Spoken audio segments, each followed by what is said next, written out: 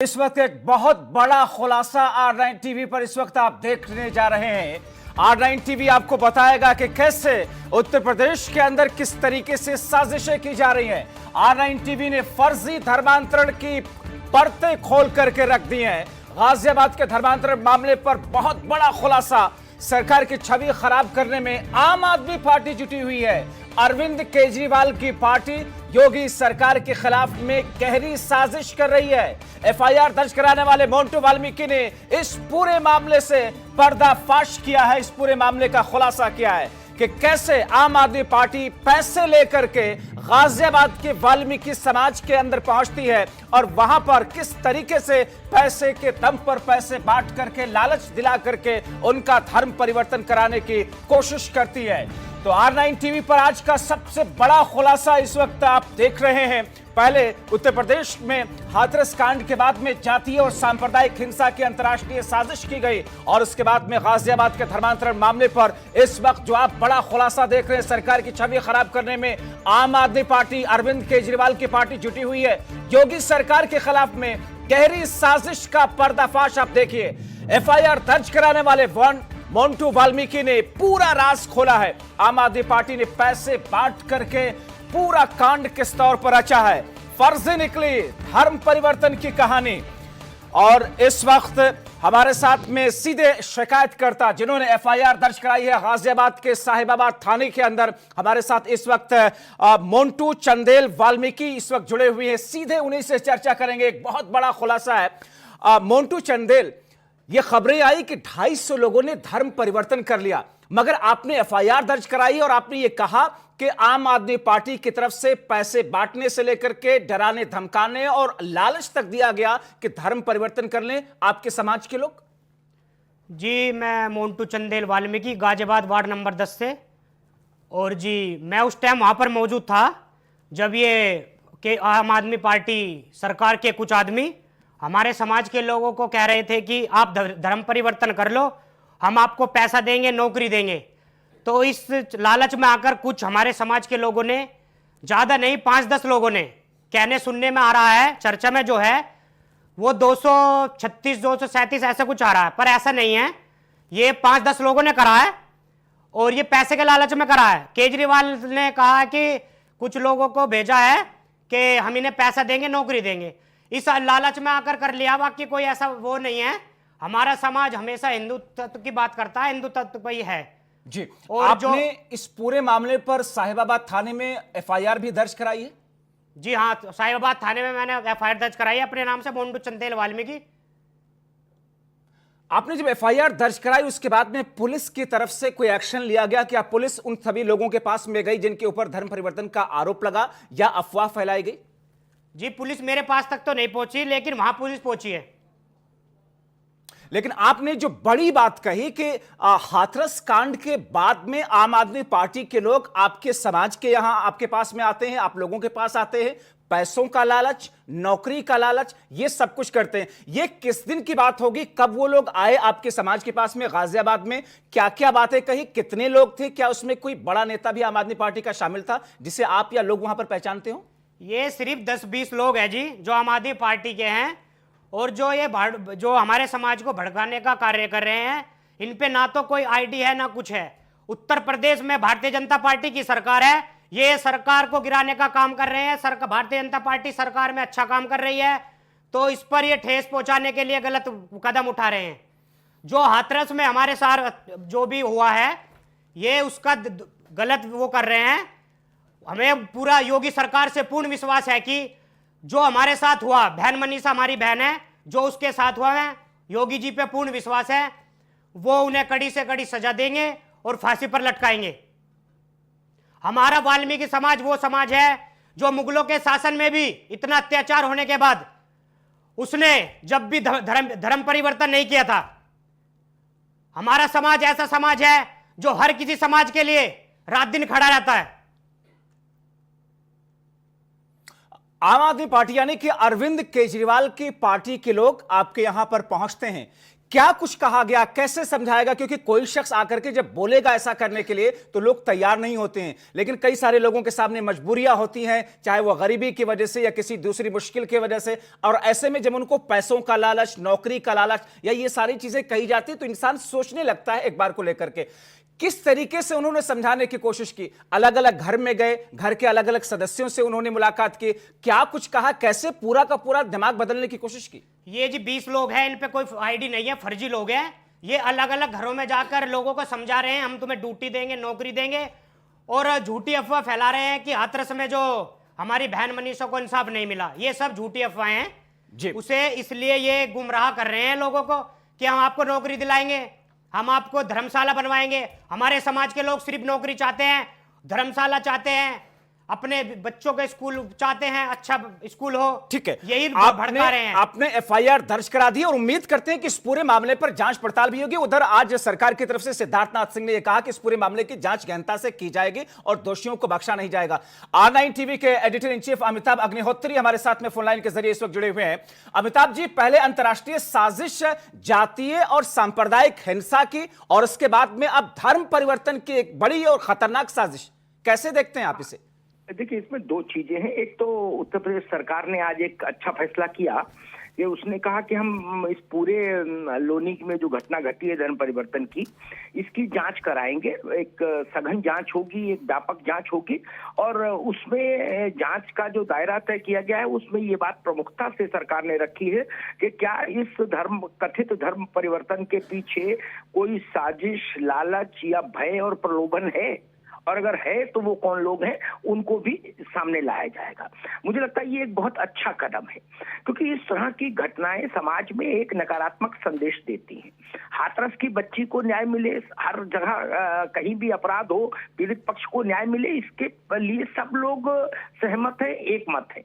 लेकिन उसके नाम पर कहीं इस ढंग की साजिश हो, इस ढंग के षड्यंत्र हो, मुझे लगता है ये गैर सामाजिक किस्म का काम है और समाज में विभेद और तनाव पैदा करने की कोशिशें हैं।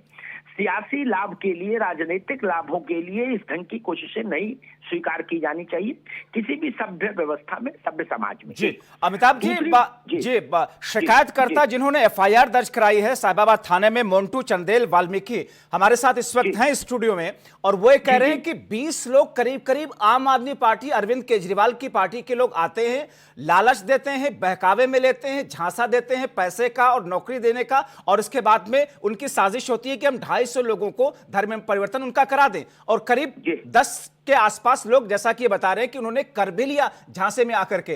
क्या आम आदमी पार्टी के खिलाफ में एक अपने आप में एक बहुत बड़ा सबूत है, ये चश्मदीद भी है, क्या इस स्तर पर जांच को और आगे बढ़ा करके सख्त कार्रवाई कब तक और होनी चाहिए?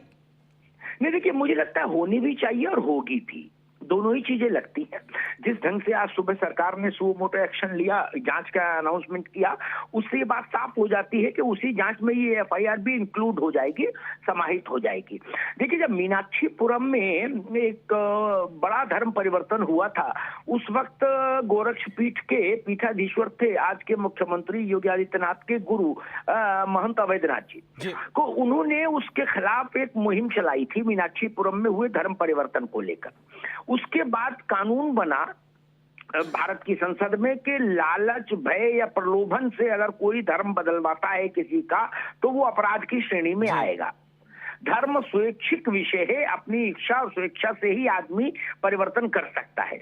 उसके पीछे अगर कोई बाहरी कारण है, बाहरी कारण मतलब चाहे भय हो, चाहे प्रलोभन हो, चाहे रुपया हो, चाहे रिश्वत हो, चाहे लालच हो, अगर इस ढंग का कोई डिजाइन है तो वो क्राइम के उसमें आएगा, अपराध की श्रेणी में आएगा। तो मुझे लगता है इस एफआईआर को जब उत्तर प्रदेश सरकार की जांच में समाहित किया जाएगा तो इस पहलू पर निश्चित रूप से जांच होगी कि अगर इसके पीछे भय, प्रलोभन और झूठे आश्वासन, ये सब चीजें हैं आम आदमी पार्टी के लीडर्स की तरफ से, तो निश्चित रूप से उन्होंने कानून का उल्लंघन किया है, कानून की मर्यादा से खिलवाड़ किया है, और उसके बाद मैं कहूंगा law will take its own course, कानून अपना रास्ता तय करेगा और जो भी लोग इसमें दोषी हैं उनको कानून के सम्मुख खड़ा होना पड़ेगा और जो भी संवैधानिक प्रावधान है, वैधानिक प्रावधान है, उनके तहत दंड के लिए तैयार रहना होगा। जी, मगर अमिताभ जी, जिस तरीके से एफआईआर दर्ज हो चुकी है और मोंटू चंदेल वाल्मीकि एफआईआर दर्ज कराने वाले हमारे साथ में हैं और जो आरोप लगा रहे हैं, इनके आरोपों के बुनियाद पर अगर इसको समझें तो क्या आम आदमी पार्टी, अरविंद केजरीवाल उत्तर प्रदेश में अपनी पैठ बनाने के लिए किसी भी हद तक जा रहे हैं, यहां तक कि धर्म परिवर्तन जैसा घृणित अपराध कर रहे हैं?